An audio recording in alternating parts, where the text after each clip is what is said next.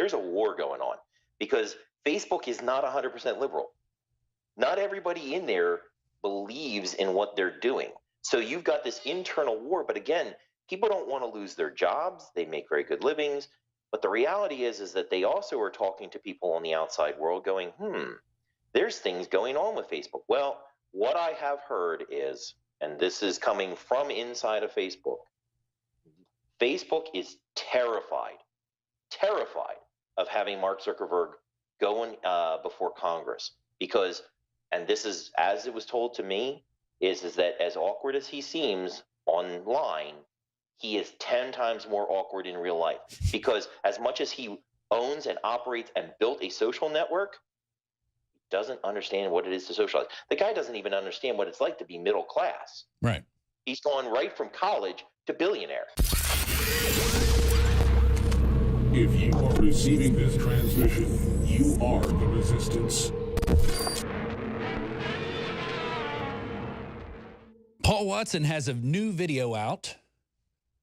I believe it's called The Truth of SHIT Holes, or SHI Holes. And he also put this tweet out, Haiti versus Dominican Republic, same island. One is an S-hole, one is nice. This is about poverty and crime, has nothing to do with race. And then Michael Zimmerman replied to it, look at these two photos. One's from the Dominican and one's from Haiti. Boom, very true. I took both these photos on the same island. Go back to what he's saying there. But look at that, wow. Can you guess which country is Haiti?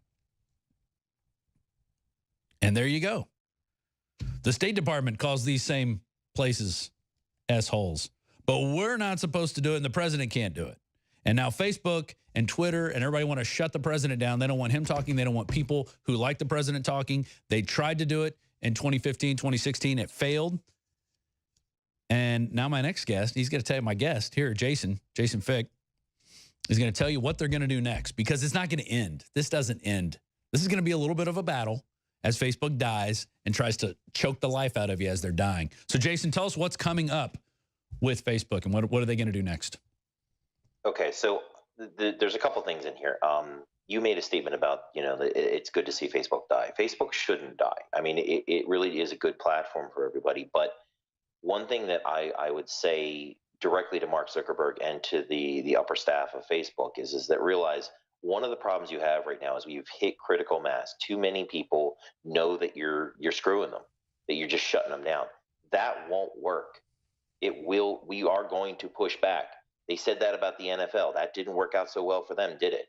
I said, but I want you guys to, and I said this to you, Rob, last night, is I want everybody to understand where we're at right now is, and I warned you and I told a number of people this months ago, that they were going to shut the president down. Now, they claimed, on Twitter that it went down for 10 minutes and it was a rogue situation, but they always test everything first. Just let that sink in. But more so in James O'Keefe's, and I got to commend him.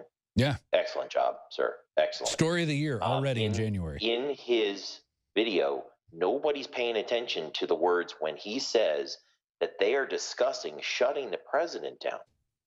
All of the other stuff is obviously amazing content, but that in itself is that, let this sink in. A guy at Twitter who sits behind a keyboard, unelected, has the ability to shut down the president of this country. Right. It's amazing. That is not power that he should have. No, not at all. And this has nothing to do with First Amendment. This has nothing to do with private companies. This has nothing to do with your CDA. This has to deal with too much power is in the social media's hands. And I've been trying to get this information to basically to the president's office. I've been speaking with Roger Stone about this, and he caught on immediately. This is probably the biggest problem in the United States right now. Yeah, because if they can cut off communication, it's over. 2020 is going to be over. Well, the thing is that most congressmen and most upper government that has never had a ban. They don't understand that when a ban happens on Facebook, you can't talk to people. They shut down your communication. Right. They literally shut your messaging off. And now they messaging is tied in with your SMS, so they could actually turn off your SMS. There is way too much reach on social media, way too much. And the reality is that It doesn't matter about guys like me. It doesn't even matter about Alex Jones or you. The reality is that the nation has caught on. Too many people have realized it. Now we've hit critical mass. This is the point at which the nation's going to push back and say, no, this isn't okay. I don't like being told what I'm supposed to think, what I'm supposed to say, who I'm supposed to talk to, and how they can shut down my president. We voted him in there. We want to keep him there. Yeah, exactly. And now you've been talking with some people inside Facebook because you're not intimately involved with Facebook, but like creating things, being a content creator, actually bringing people to Facebook. You've been instrumental in doing that. So what are you hearing on the inside? This is an inside exclusive. So here is some information. There are people within Facebook. There's a war going on because Facebook is not 100% liberal. Not everybody in there believes in what they're doing. So you've got this internal war. But again, people don't want to lose their jobs. They make very good livings. But the reality is that they also are talking to people on the outside world going, there's things going on with Facebook. Well, what I have heard is, and this is coming from inside of Facebook, Facebook is terrified of having Mark Zuckerberg going before Congress because, and this is as it was told to me, is that as awkward as he seems online, he is 10 times more awkward in real life because as much as he owns and operates and built a social network, he doesn't understand what it is to socialize. The guy doesn't even understand what it's like to be middle class. Right. He's gone right from college to billionaire. I mean, you know, and if Mark Zuckerberg's watching this, understand something. You could be a legacy here. You know, forget the negatives of this. You want to do positive, give it back to the people. There were hundreds of thousands of people that were being employed by Facebook. Hundreds of thousands of them. Moms that were sitting at home that couldn't go to work because they had 3 children and they were making $500 a week entertaining. And you took that away from everyone. So, you know, I would say the same thing. Trump, Mr. Trump, if you want to get jobs back, force this to happen. Force it. Because what's going to happen is those hundreds of thousands of people that lost their jobs, to give it back over to the sponsorships and the corporations and everybody else that's huge, they took it away from everyone. And yes, I get it. It's a private company. But the reality is maybe it's time to start changing monopoly laws to incorporate this kind of stuff. Maybe it's time to start changing legislation. And maybe that's actually what's happening. And, you know, I don't hear conservatives calling for censorship of anyone's ideas. They may not like their ideas, and they may say, here's my argument against it. But I rarely hear conservatives saying, we can't have this person talking about this. We can't have this person. You only see the liberals getting up in arms going, you can't say this country's an asshole. You can't say this. You can't say the word retarded. You know, they always want to throw these things out and couch these things. Hey, you can't say the word TRANNY on Facebook anymore, or they will call you personally and say, remove your video or we're going to pull it. That's what they do. But if you are a TRANNY, you can say that word all day long. It's okay. You're part of the protected class. It's a massive, actually, in fact, and I don't know if you guys can show this because it's pretty graphic, but if you can pull up the graphic on, it's from, and ironically, Pocahontas. It was a post that we did, and I was banned for it. It was Pocahontas, and they claimed it was racist. It was a screenshot from Disney, and it was the line from Disney. Like, it came straight from Disney. Now, if you can focus in on that, the Pocahontas one got me banned. And the scene below it of the mutilated baby was on a Muslim site. As you can see, I reported it, and it came back that was acceptable for Facebook. Wow. Now, you want to tell me that there's no double standard there, that Pocahontas for a screenshot is racist, and then a mutilated baby is okay? Now, and just from a parent standpoint, and I want to talk to all the parents in this country that have their kids on Facebook. If my kids saw that, I wouldn't have any problem with it. If my kids saw a dead, mutilated baby, I would be horrified.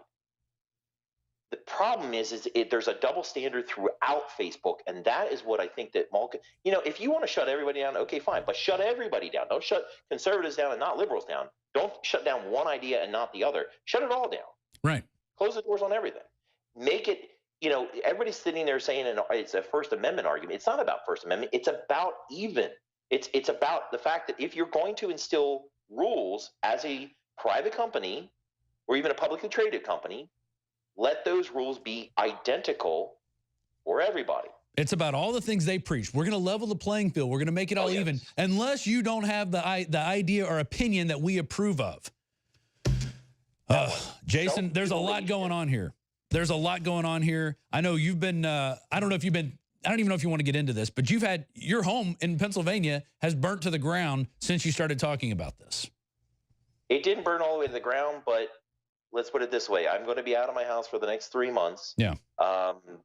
There is an investigation going on right at the moment because a fuel line happened to break on my heater, which is kind of an uncommon thing. And not only that, but people say, well, maybe somebody bumped it. No, we were gone. We had been gone for 3 weeks. And that's what happens when you speak out. When you start pushing back, they push back even harder. That's why we got to stand up. We got to stand up. We're out of time. Jason, thank you for joining us. Jason Fick. Hey, don't forget we got some great deals at InfoWarsStore.com. X2, Super Male Vitality, Alpha Power, Secret 12, Real Red Pill, all 50% off. Go to InfoWarsStore.com right now. Support us so we can help you. If you are receiving this transmission, you are the Resistance.